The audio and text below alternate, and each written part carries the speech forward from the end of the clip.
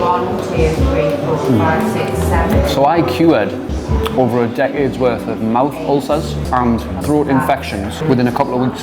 So in my teens and my early adulthood, every week I'd have a throat infection or a mouth ulcer, and I'd wonder why I was always in pain. So I started looking at the diet side of things a little bit more, and what I actually discovered was that I'd never tried a gluten-free lifestyle. So this cake is gluten-free, and I always tend to get a gluten-free cake.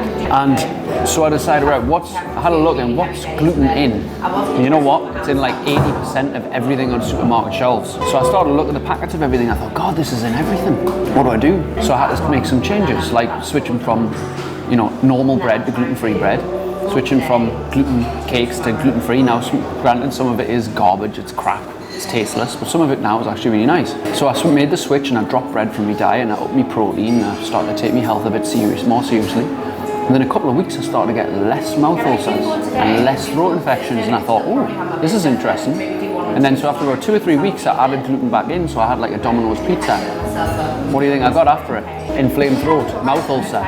Straight away I knew, hey, I've got some kind of gluten intolerance. I'm not celiac, I'm not going to go into anaphylactic shock, but I realised actually this is causing us an issue. So now I'm 90 to 95% gluten free. The only time I'll have gluten is on a treat meal. On a weekend I might have a pizza, and afterwards some pizzas I can handle better, some I can't. When I have a sandwich I get a little bit of a sore throat off it. You've got to consider in your life, maybe there's things in your life which are things you have regularly, but that you can maybe just cut down on a little bit to make a big change. A lot of people don't realise it's in alcohol.